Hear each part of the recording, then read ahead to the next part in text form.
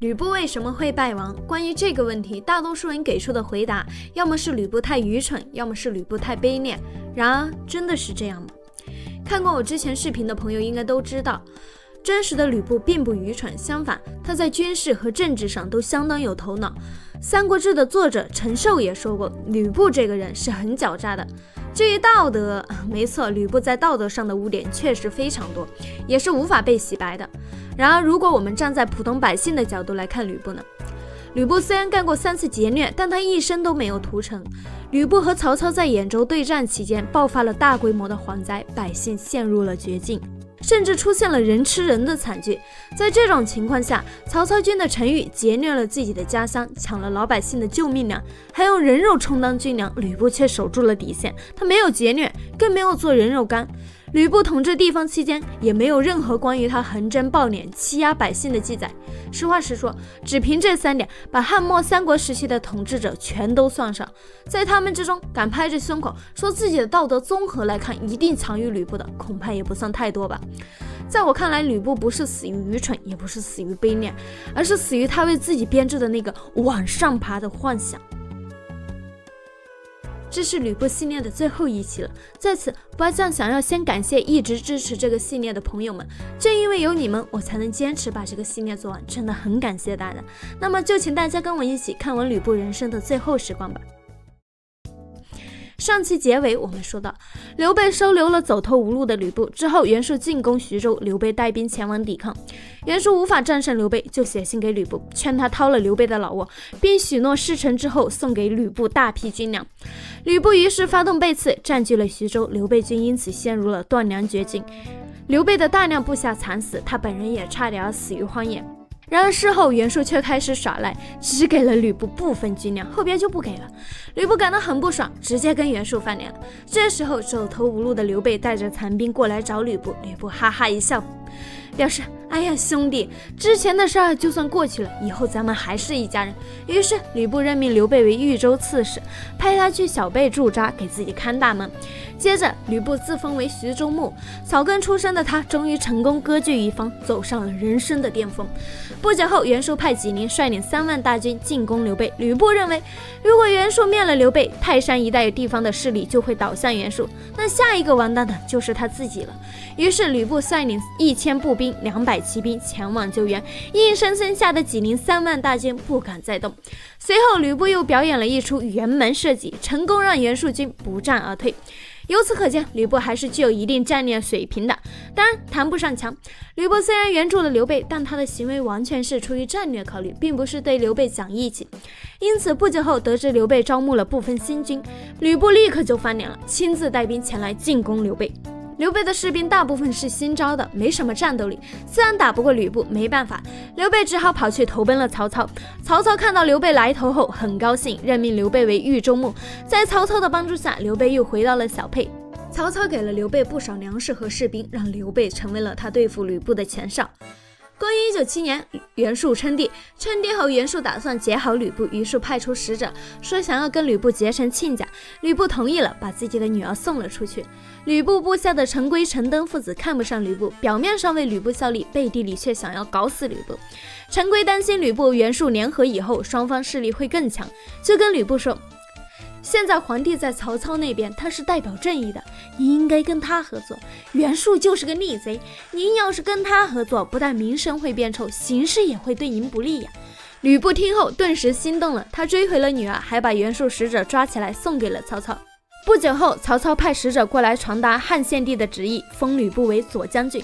吕布又是一份意想不到的欢喜，急忙派陈登去曹操那里向汉献帝谢恩。吕布还想借机和曹操达成合作关系，让曹操封自己为徐州牧，正式获得朝廷的认可。然而陈登到了曹操那里以后，直接就把吕布给卖了。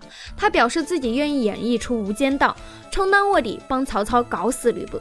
曹操大喜，立刻封陈登为广陵太守，让陈登回吕布那里玩无间道。陈登回来后，吕布看到陈登被封光，自己却什么好处都没得到，顿时觉得被耍了，气得想要当场砍死陈登。陈登不慌不忙地说道，将军，您听我说，我见了曹公以后跟他说，吕布就像老虎，必须喂饱，不然会吃人的哦。曹公却说不，吕布就像一只鹰，饿着他。他才能替我工作，喂饱了他，他就会跑了。所以您明白曹公为什么不给您好处了吗？吕布听后沉默了一会儿，选择了相信陈登。就这样，吕布被曹操狠狠白嫖了一把，不但什么都没得到，还遭到了袁术派出的数万联军的围攻。由于吕布是草根，得不到豪强的支持，他进徐州后根本无法整合徐州的力量，以至于可以调动的兵力居然只有3000人，根本就抵挡不了联军。好在联军是由袁术军和杨凤、韩先这2个小诸侯组成的，并不是一条心。吕布于是采纳了陈规的计策，对联军进行了离间，成功策反了杨凤、韩先，结局顿时180度大逆转，变成了吕布和杨凤、韩先组成联军，一同进攻袁术军。结果是袁术军大败，几乎是全军覆灭。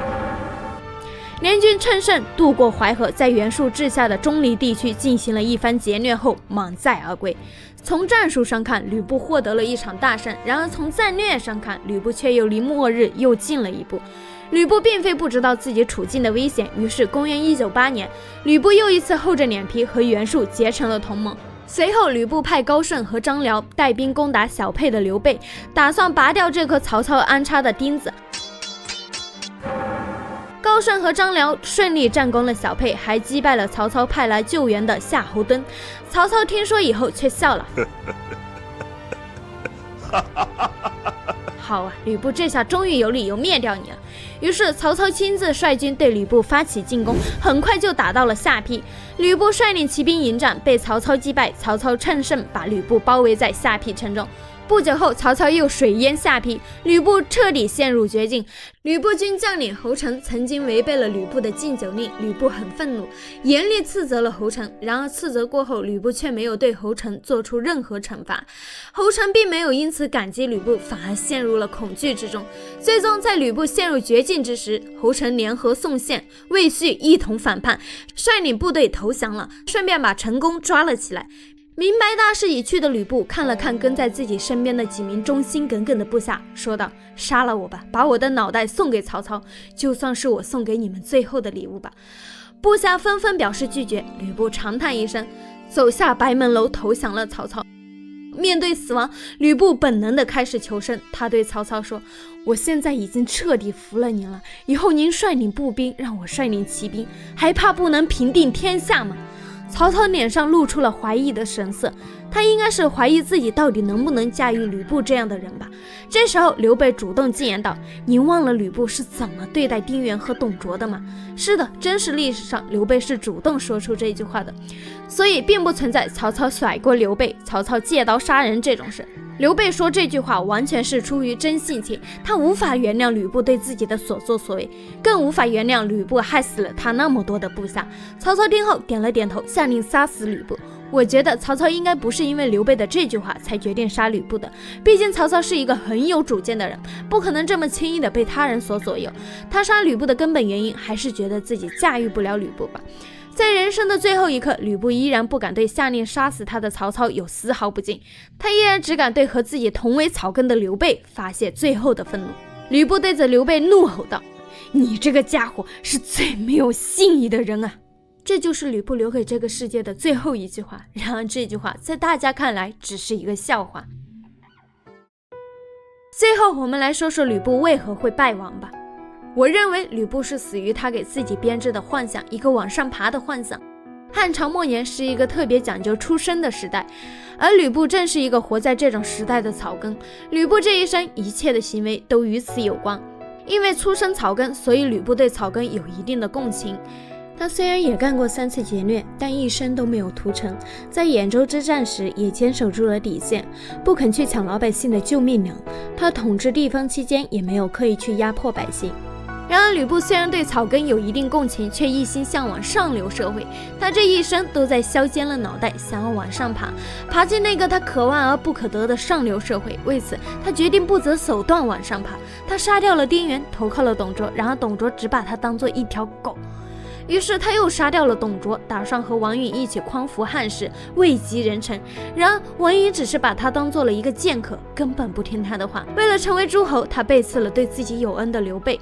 他想要联合袁术，然而陈规告诉他，曹操代表朝廷，跟随曹操才能真正被上流社会认可。被这番幻想所迷惑的吕布，又很干脆地抛弃袁术，投向曹操。当发现曹操只是在耍他后，他只是默默地接受了陈登那番愚弄他的说辞，因为他不愿意打破内心深处那份支撑他活下去的幻想。为了这份虚无的幻想，吕布背叛了一切可能和他联合的人，背叛了和他同为草根、曾经真心想要帮助他的刘备。在生命的最后一刻，吕布依然不敢直视处于上流社会的曹操，他依然不愿意承认是处于上流社会的曹操要他死，他把满腔的愤怒发泄给了和他同为草根的刘备。吕布就这样抱着他的幻想走向了人生的终点。